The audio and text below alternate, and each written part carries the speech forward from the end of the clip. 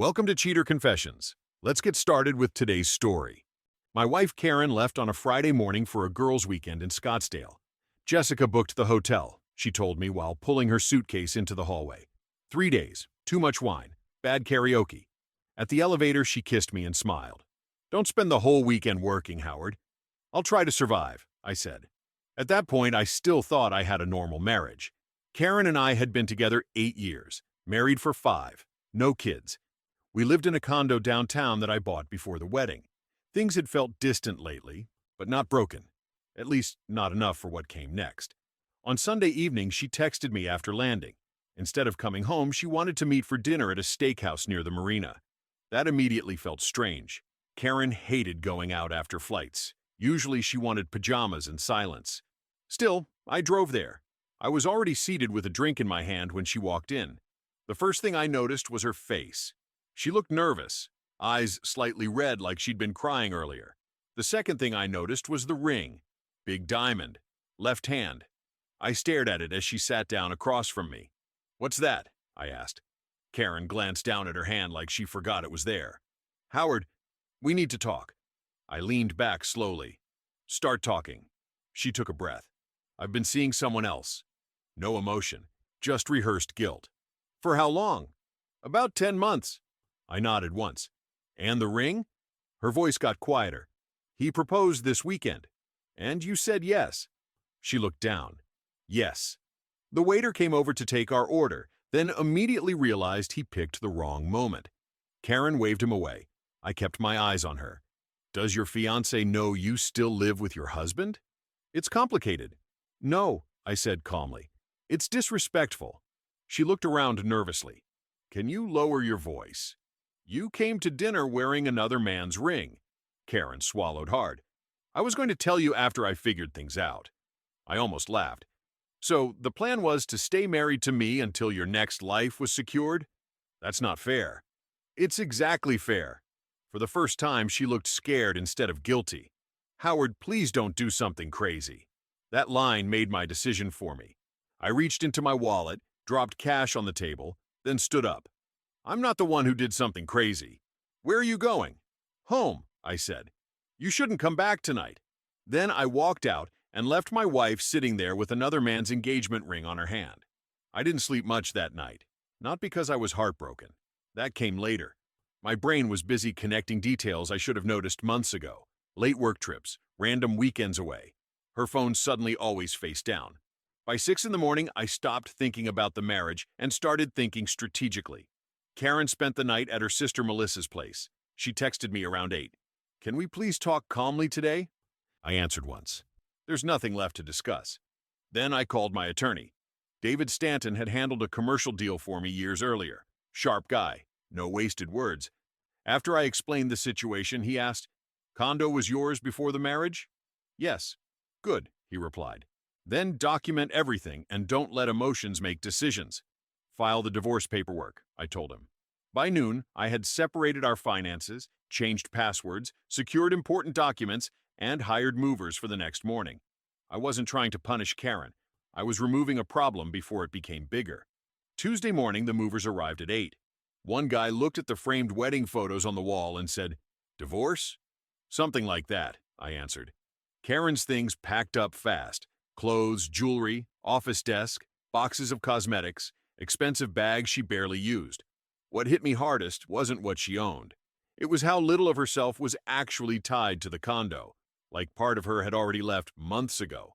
By early afternoon, everything was loaded into a private storage unit across town. I prepaid 2 months and left the access information with the building concierge.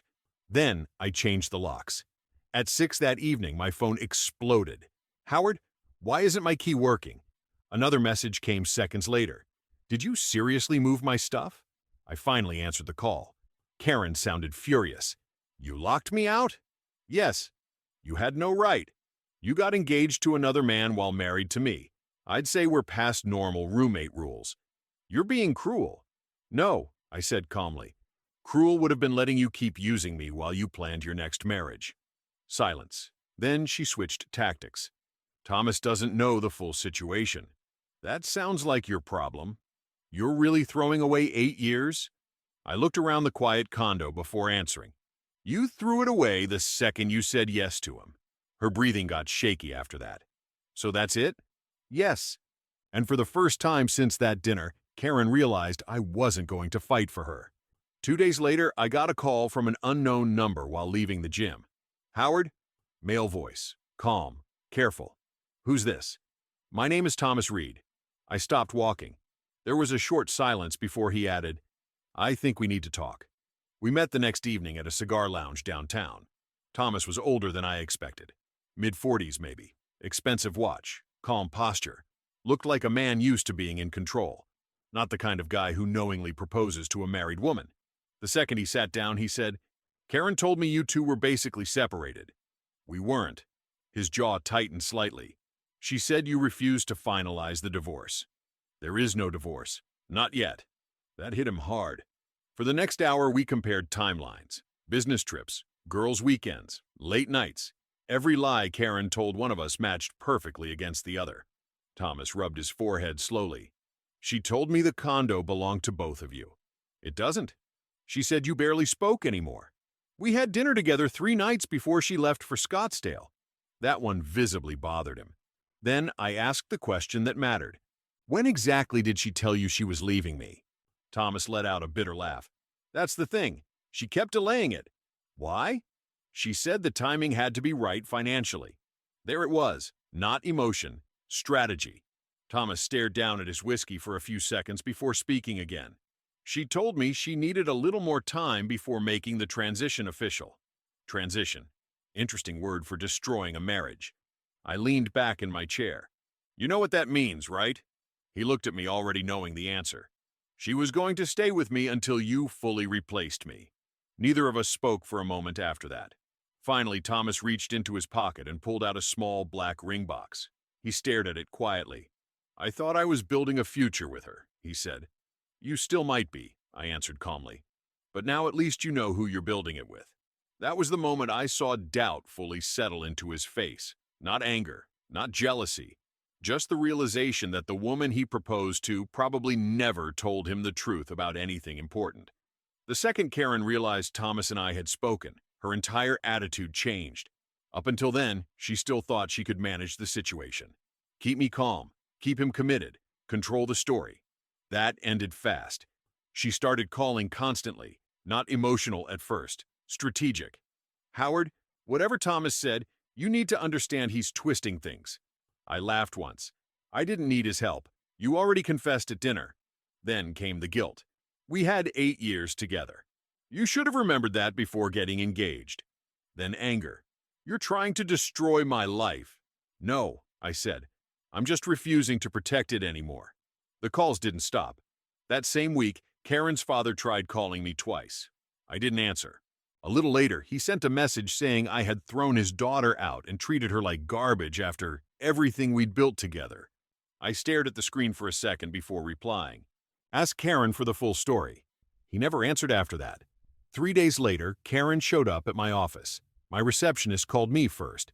Your wife is downstairs demanding to see you. Ex-wife, I corrected. Tell her I'm busy. Karen apparently didn't like that answer. By the time I reached the lobby, she was already arguing with security. The second she saw me, she walked straight over. You're turning Thomas against me. I kept my voice calm. You handled that yourself. You told him things that weren't necessary. I told him the truth. Her face hardened. You know what your problem is, Howard? You always need to win. That's rich coming from someone running 2 relationships at the same time. That shut her up for a second. Then she lowered her voice. I made mistakes, but you weren't exactly the perfect husband. There it is, I said. The justification speech. You were distant. And your solution was another man? Karen crossed her arms tightly. At least Thomas listened to me. I stepped closer. Then why are you standing in my office lobby instead of with him? That landed hard. She looked away immediately. Right then, I knew something had changed. Thomas was pulling back. Karen noticed me realizing it too. Howard, she said carefully, I need time to fix this. I shook my head slowly. No, you need consequences. Security stepped forward again, waiting for my signal. I looked at Karen one last time. You should leave before this gets more embarrassing. For a second, I thought she might scream. Instead, she grabbed her purse, turned around, and walked out without another word. But I could already feel it. The collapse had started. Thomas ended the engagement the following week. I found out because Karen called me 14 times in one afternoon. I answered on the 15th. "You happy now?" she snapped the second I picked up. "About what?" "You know exactly what." I leaned back in my office chair. Thomas finally figured out who he was marrying? Her breathing was shaky, angry, humiliated. "You poisoned him against me." "No, Karen. Your lies did that." She started crying then, but even through the tears I could hear frustration underneath it. "I never meant for this to happen." That sentence stopped meaning anything a long time ago. Then came the real confession. "I was going to leave you eventually." I nodded slowly, even though she couldn't see it. "There it is. But not like this," she said quickly. "I needed time." "Time for what?" Silence. I answered for her. "Time until he bought the house?" She didn't respond. That told me enough. A few days later, one of our mutual friends, Vanessa, called me. "You deserve to know this," she said carefully. "Know what?" "Karen told people she was waiting for Thomas to close on a property before officially leaving you." I laughed quietly. Not because it was funny, because it confirmed every instinct I'd had since the restaurant. I was never her husband in the final version of her plan. I was temporary stability. That same weekend, things got worse for Karen. We both got invited to a birthday dinner for a mutual friend named Derek. I almost didn't go, but Derek had been close to me long before Karen entered the picture. Karen showed up late. The second she walked in and saw me there, her entire face changed. Then she noticed something worse. Thomas was there too. Apparently, Derek invited him separately through business connections and had no idea what happened between them. The tension at that table became immediate. Karen tried talking to Thomas twice. He barely looked at her. Finally, she grabbed his arm near the bar and hissed, "Can we please talk privately?" Thomas calmly pulled his arm away. "I think you've done enough talking." A few people nearby heard it. Karen's face went red instantly. Then she looked at me like this entire disaster was somehow my fault. I just kept drinking my bourbon. 10 minutes later, Karen grabbed her purse and stormed out of the restaurant in tears while half the table sat there pretending not to notice. That was the moment her world really started falling apart. After that birthday dinner, things didn't just fall apart quietly. They spread. In our kind of city, people don't stay out of other people's business for long. Thomas cut all contact with Karen. Completely. No calls, no meetings, nothing. I only knew because he texted me once.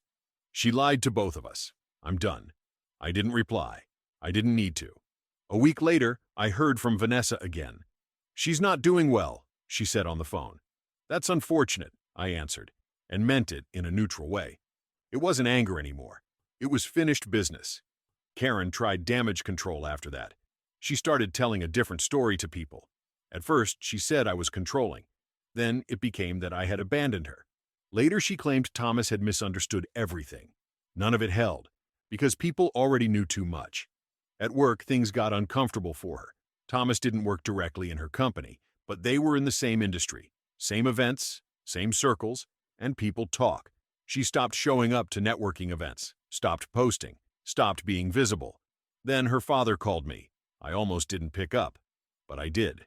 "Howard," he said, voice heavy, "I need to apologize." I stayed quiet. "I accused you of things I shouldn't have," he continued. "Karen finally told us everything."